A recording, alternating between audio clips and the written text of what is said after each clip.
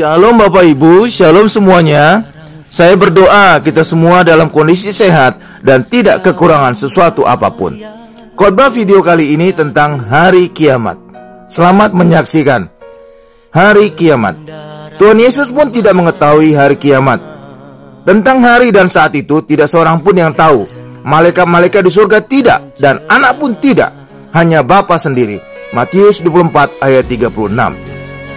Walaupun demikian, tanda-tanda hari kiamat orang Kristen tahu, karena Tuhan Yesus yang memberitahu tanda-tandanya.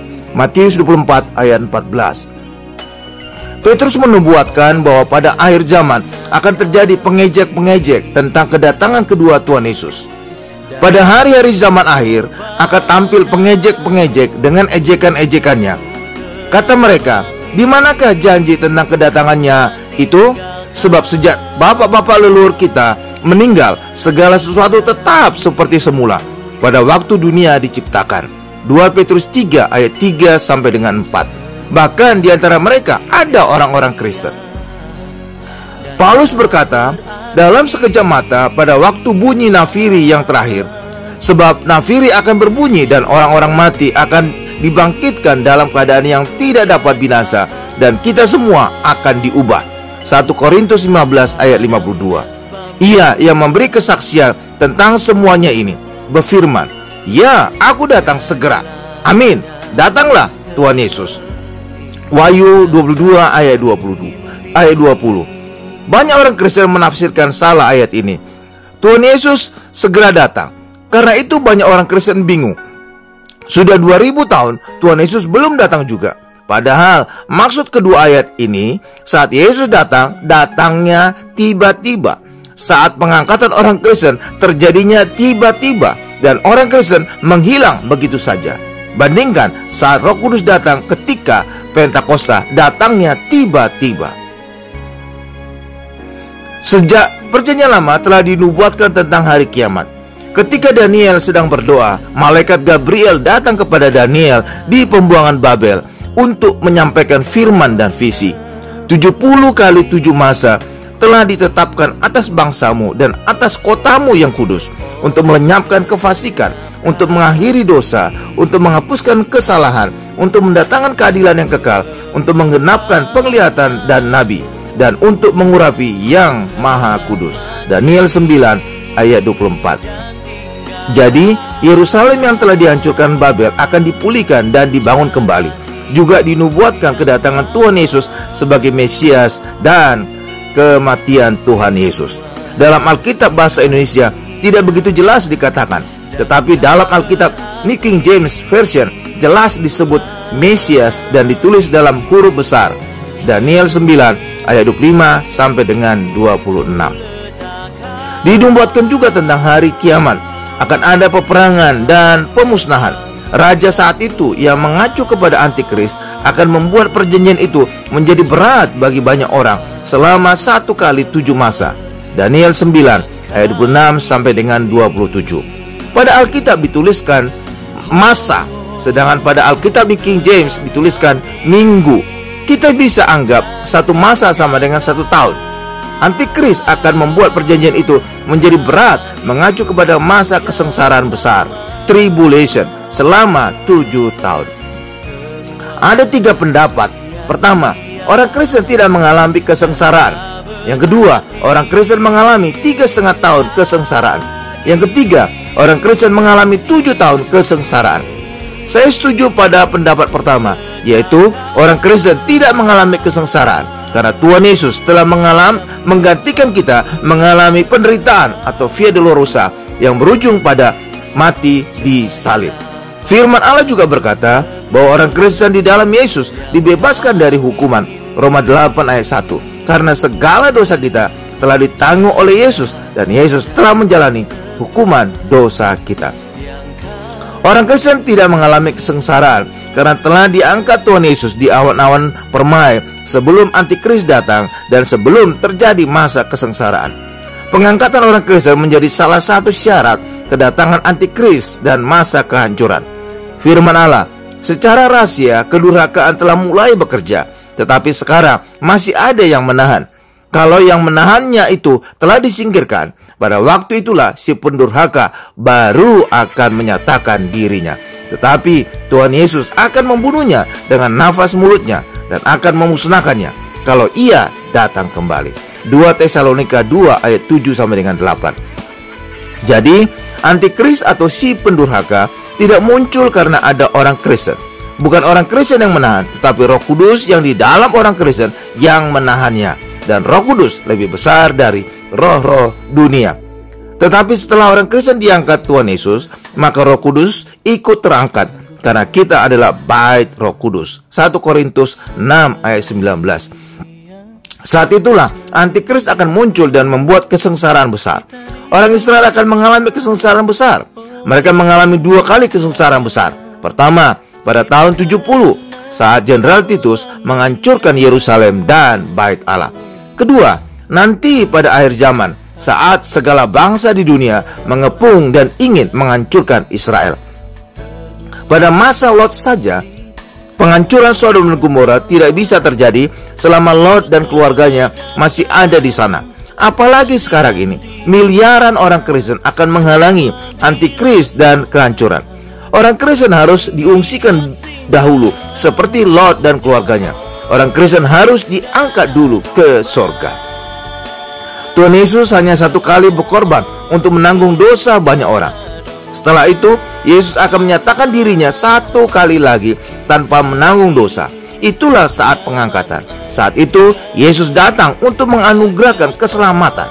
Yesus menyatakan dirinya kepada orang Kristen saja, bukan kepada orang Israel. Pengangkatan untuk membebaskan orang Kristen dari antikris dan dari tribulation atau kesengsaraan besar.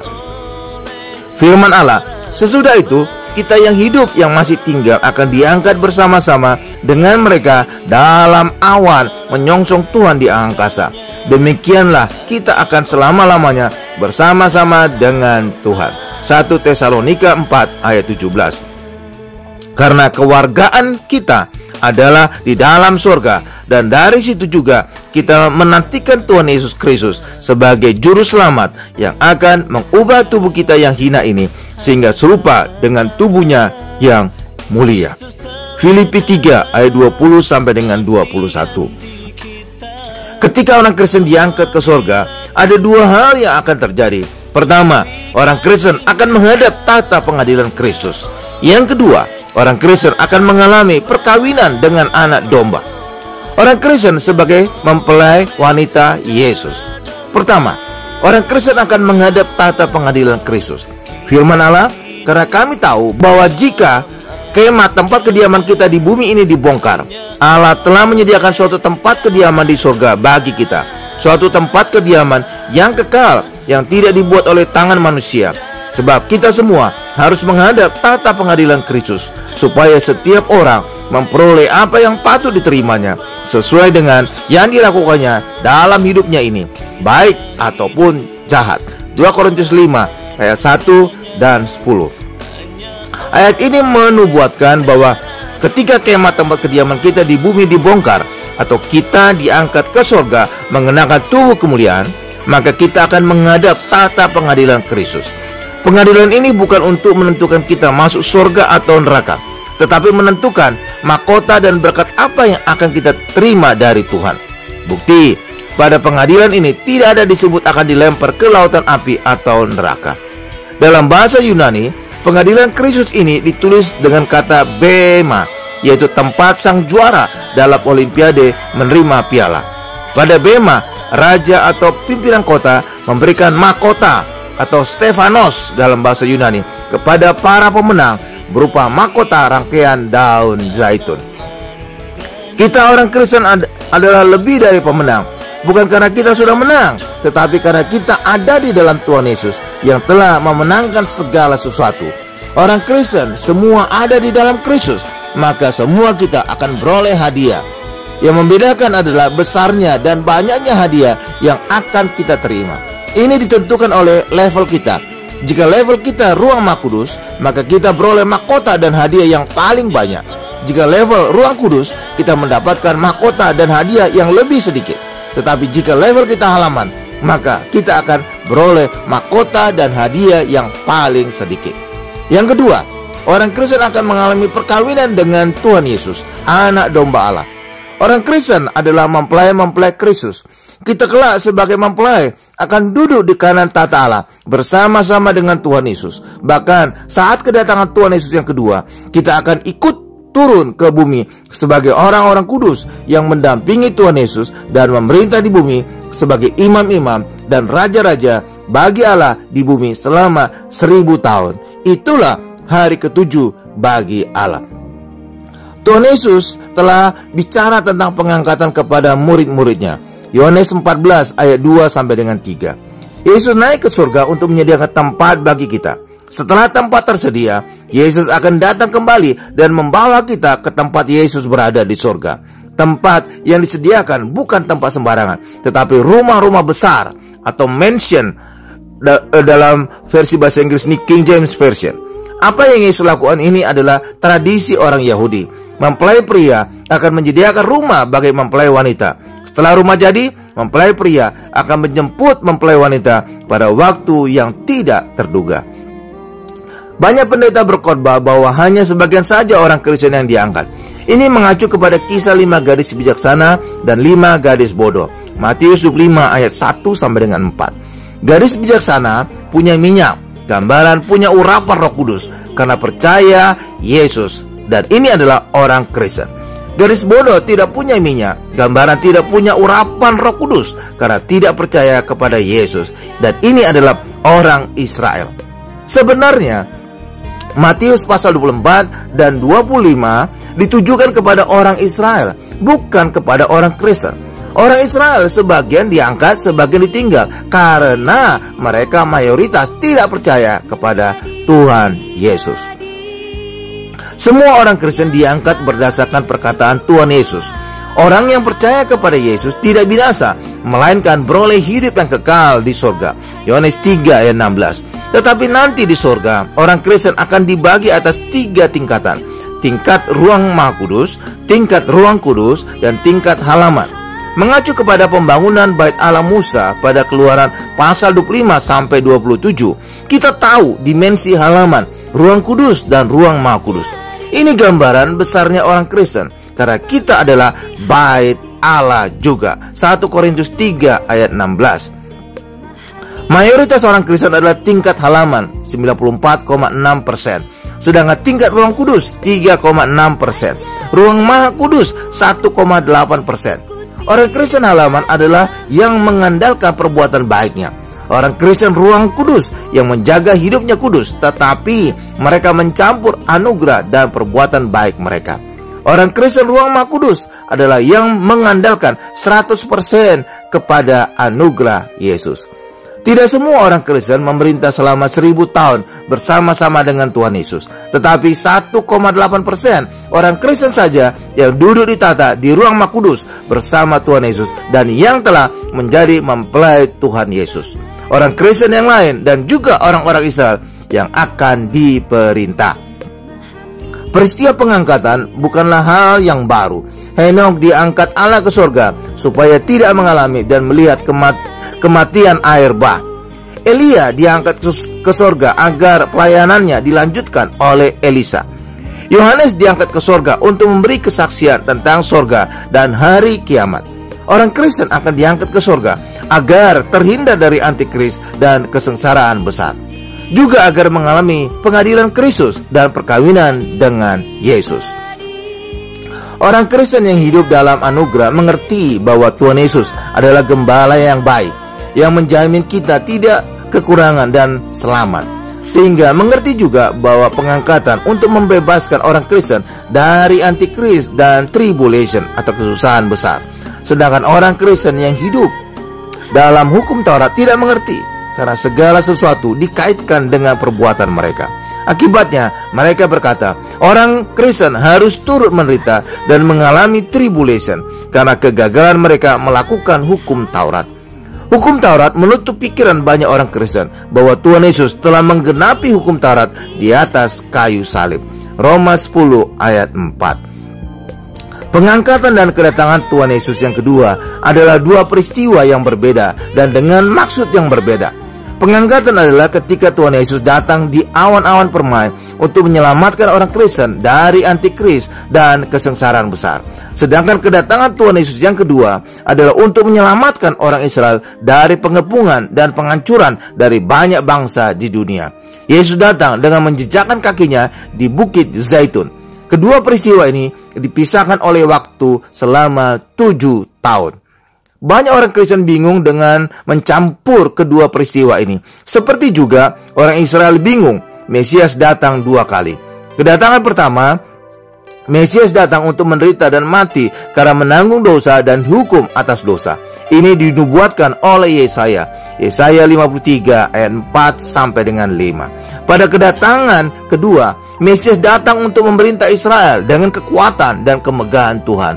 Mika 5 ayat 1 dan 3. Dua keadaan Mesias yang berbeda ini membuat orang Israel berpikir ada 2 Mesias, padahal ada 1 Mesias dengan 2 kali kedatangan. Juga orang Israel sampai sekarang masih berdoa di tembok ratapan di Yerusalem untuk meminta Mesias. Kedatangan Tuhan Yesus yang kedua harus sesuai dengan nubuatan malaikat ketika Tuhan Yesus naik ke surga. Hai orang-orang Galilea, mengapakah kamu berdiri melihat ke langit? Yesus ini yang terangkat ke surga meninggalkan kamu akan datang kembali dengan cara yang sama seperti kamu melihat dia naik ke surga. Kisah Rasul 1 ayat 11. Yesus naik di Bukit Zaitun, maka Yesus akan datang kembali di Bukit Zaitun. Yesus naik dilihat oleh orang-orang Galilea, maka akan datang kembali dilihat oleh orang-orang Galilea. Itulah sebabnya mengapa Tuhan Yesus mengembalikan orang-orang Israel yang telah terdiaspora ke seluruh dunia kembali ke tanah perjanjian menjelang kedatangannya kedua. Zakaria telah menubuatkan maksud kedatangan Tuhan Yesus yang kedua kali untuk menyelamatkan orang Israel, dan Tuhan turun di Bukit Zaitun. Aku akan mengumpulkan segala bangsa untuk memerangi Yerusalem. Kota itu akan direbut, rumah-rumah akan dirampoki, dan perempuan-perempuan akan ditiduri. Setengah dari penduduk kota itu harus pergi ke dalam pembuangan, tetapi selebihnya dari bangsa itu tidak akan dilenyapkan dari kota itu. Kemudian Tuhan akan maju berperang melawan bangsa-bangsa itu seperti ia berperang pada hari pertempuran. Pada waktu itu kakinya akan berjejak di Bukit Zaitun yang terletak di depan Yerusalem di sebelah timur. Bukit Zaitun itu akan terbelah 2 dari timur ke barat sehingga terjadi suatu lembah yang sangat besar. Setengah dari bukit itu akan bergeser ke utara dan setengah lagi ke selatan. Maka tertutuplah lembah gunung-gunungku, sebab lembah gunung itu akan menyentuh sisinya, dan kamu akan melarikan diri seperti kamu pernah melarikan diri oleh karena gempa bumi pada zaman Uzia, Raja Yehuda. Lalu Tuhan Allahku akan datang dan semua orang kudus bersama-sama dia. Zakaria 14 ayat 2 sampai dengan 5. Henok keturunan ke-7 Adam juga telah menubuatkan, sesungguhnya Tuhan datang dengan beribu-ribu orang kudusnya. Yudas 1 ayat 14. Jadi menjelang kedatangan Tuhan Yesus yang kedua, Yerusalem atau bangsa Israel akan diperangi oleh segala bangsa di bumi. Tanda-tanda kara itu sekarang sudah terlihat. Banyak bangsa di bumi membenci dan ingin memusnahkan bangsa Israel. Pada saat itulah Tuhan Yesus turun ke bumi dan maju berperang melawan bangsa-bangsa yang akan menghancurkan bangsa Israel. Mungkin saat itulah terjadi perang Harmagedon. Waktu itu setan mengumpulkan raja-raja di seluruh dunia untuk peperangan pada hari besar Tuhan. Mereka dikumpulkan di tempat yang bernama Harmagedon. Wahyu 16 ayat 14 dan 16. Yohanes berkata, aku melihat binatang itu dan raja-raja di bumi serta tentara-tentara mereka telah berkumpul untuk melakukan peperangan melawan penunggang kuda itu dan tentaranya.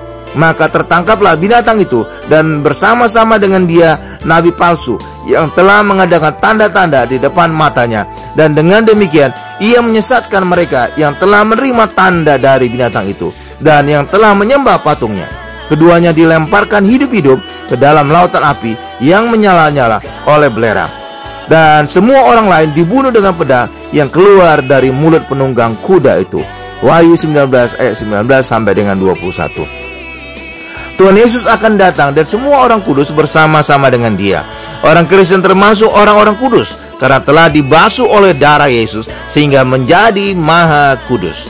Orang kudus ini termasuk juga tokoh-tokoh besar dalam perjanjian lama dan orang-orang yang telah mati martir. Orang-orang kudus ini ikut turun karena akan memerintah di bumi bersama-sama dengan Tuhan Yesus selama 1000 tahun. Yesus akan duduk di tata Daud di Yerusalem baru. Sejak dahulu Allah ingin melindungi orang Israel. Terlihat ketika Allah membebaskan bangsa Israel dari perbudakan di Mesir. Juga ketika bangsa Israel berjalan di padang gurun selama 40 tahun. Dalam peperangan dengan orang Amalek, selama tangan Musa terangkat, Allah memenangkan orang Israel.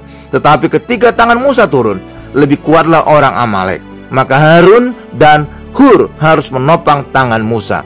Keluaran 17 ayat 11 sampai dengan 12. Ketika Tuhan Yesus turun ke dunia, Tuhan Yesus juga ingin melindungi orang Israel, tetapi ditolak.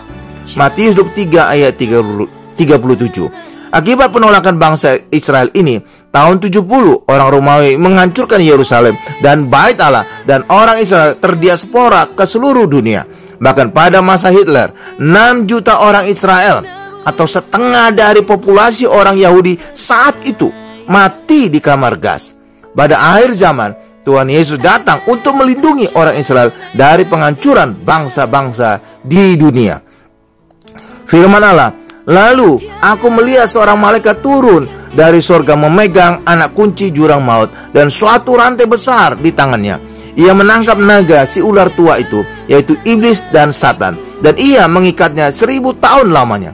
Lalu melemparkannya ke dalam jurang maut dan menutup jurang maut itu dan memeteraikannya di atasnya, supaya ia jangan lagi menyesatkan bangsa-bangsa sebelum berakhir masa 1000 tahun itu. Kemudian daripada itu ia akan dilepaskan untuk sedikit waktu lamanya. Lalu aku melihat tahta-tahta dan orang-orang yang duduk di atasnya. Kepada mereka diserahkan kuasa untuk menghakimi. Aku juga melihat jiwa-jiwa mereka yang telah dipenggal kepalanya karena kesaksian tentang Yesus dan karena firman Allah, yang tidak menyembah binatang itu dan patungnya, dan yang tidak juga menerima tanda pada dahi dan tangan mereka. Dan mereka hidup kembali dan memerintah sebagai raja bersama-sama dengan Kristus untuk masa 1000 tahun. Tetapi orang-orang mati yang lain tidak bangkit sebelum berakhir masa yang 1000 tahun itu. Inilah kebangkitan pertama. Berbahagia dan kuduslah ia yang mendapat bagian dalam kebangkitan pertama itu. Kematian yang kedua tidak berkuasa lagi atas mereka, tetapi mereka akan menjadi imam-imam Allah dan Kristus, dan mereka akan memerintah sebagai raja bersama-sama dengan dia 1000 tahun lamanya. Dan setelah masa 1000 tahun itu berakhir, iblis akan dilepaskan dari penjaranya, dan ia akan pergi menyesatkan bangsa-bangsa pada keempat penjuru bumi, yaitu Gog dan Magog, dan mengumpulkan mereka untuk berperang, dan jumlah mereka sama dengan banyaknya pasir di laut. Maka naiklah mereka ke seluruh dataran bumi, lalu mengepung perkemahan tentara orang-orang kudus dan kota yang dikasihi itu. Tapi dari langit turunlah api menghanguskan mereka, dan iblis yang menyesatkan mereka dilemparkan ke dalam lautan api dan belerang, yaitu tempat binatang dan nabi palsu itu, dan mereka disiksa siang malam sampai selama-lamanya.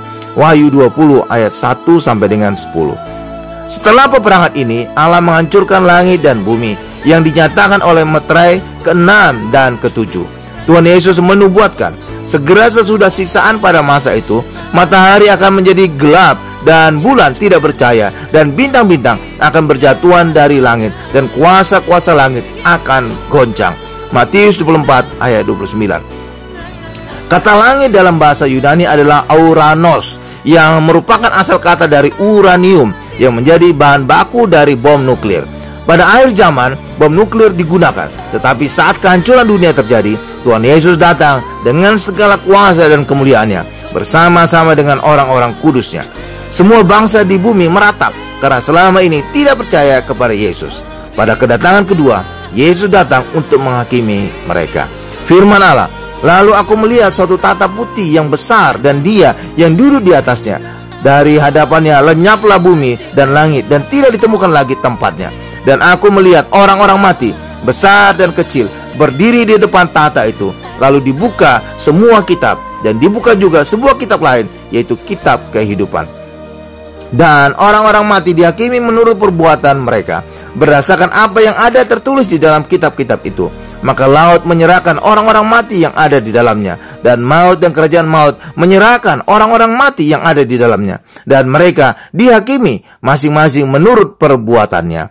Wahyu 20 ayat 11 sampai dengan 13. Penghakiman pada tahta putih ini tidak berlaku bagi orang Kristen, karena telah berada di tahta bersama-sama dengan Tuhan Yesus pada saat pengangkatan.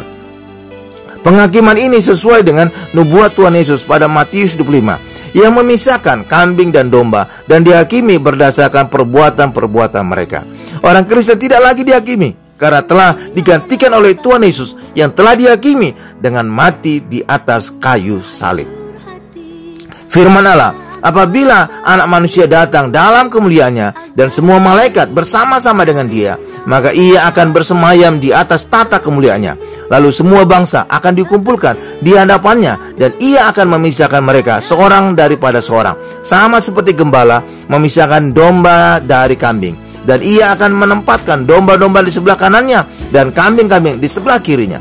Dan raja itu akan berkata kepada mereka yang di sebelah kanannya, mari, hai kamu yang diberkati oleh Bapakku, terimalah kerajaan yang telah disediakan bagimu sejak dunia dijadikan.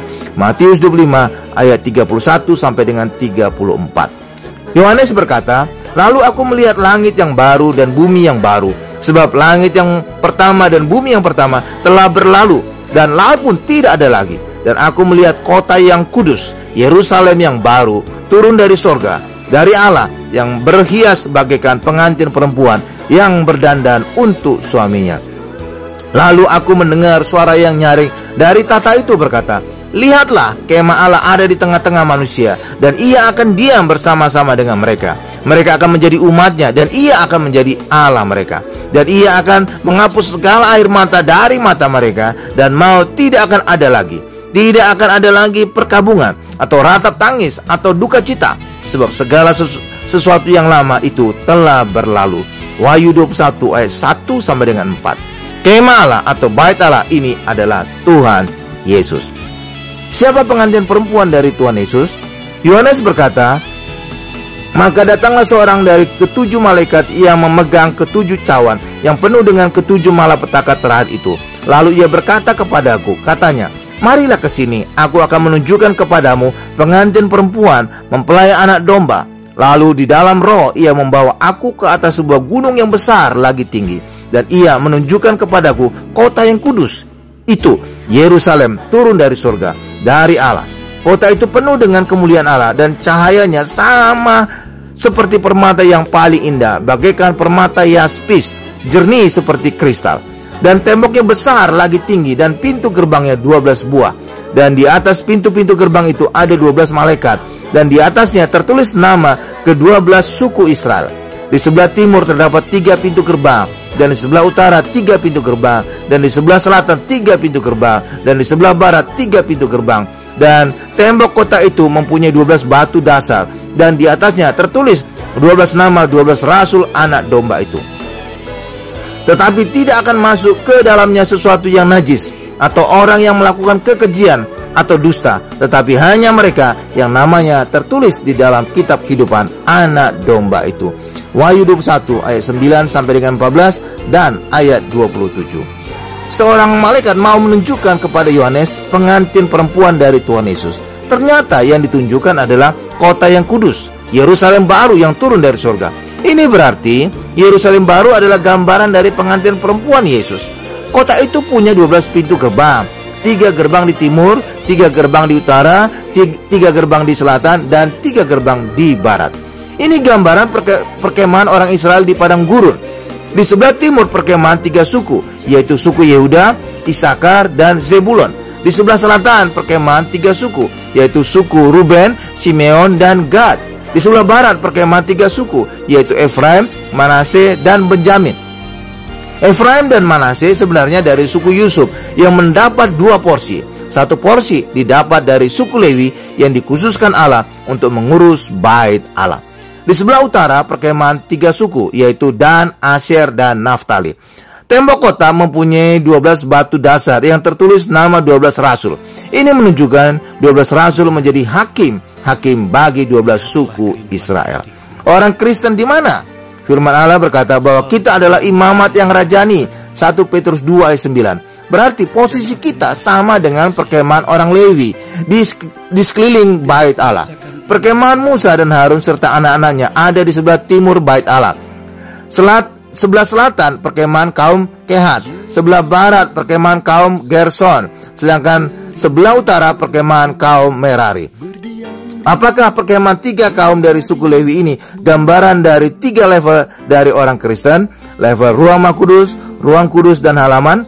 Juga apakah orang Kristen saja yang menjadi mempelai Kristus, tidak termasuk orang Israel? Apakah orang Kristen level ruang Maha Kudus saja yang menjadi mempelai Kristus, tidak termasuk yang level ruang kudus dan halaman? Tuhan Yesus berfirman, banyak orang akan datang dari timur dan barat dan duduk makan bersama-sama dengan Abraham, Ishak dan Yakub di dalam kerajaan surga. Sedangkan anak-anak kerajaan itu akan dicampakkan ke dalam kegelapan yang paling gelap. Di sanalah akan terdapat ratap dan kertak gigi. Matius 8 ayat 11 sampai dengan 12. Tuhan Yesus juga berfirman, demikianlah orang yang terakhir akan menjadi yang terdahulu, dan yang terdahulu akan menjadi yang terakhir. Matius 20 ayat 6. Dari kedua ayat ini bisa jadi hanya orang Kristen yang menjadi mempelai Kristus. Dari orang Kristen, hanya orang Kristen level ruang Maha Kudus yang menjadi mempelai Kristus. Karena hanya level ruang Maha Kudus yang dianggap orang Kristen yang telah dewasa rohani. Level halaman adalah orang Kristen yang masih bayi, baru saja lahir baru. Hanya orang dewasa yang bisa menjadi mempelai. Sedangkan level ruang kudus belum cukup dewasa. Demikianlah khotbah video tentang hari kiamat. Semoga khotbah video ini menambah pengetahuan dan meningkatkan iman Bapak Ibu kepada Tuhan Yesus. Tuhan Yesus memberkati.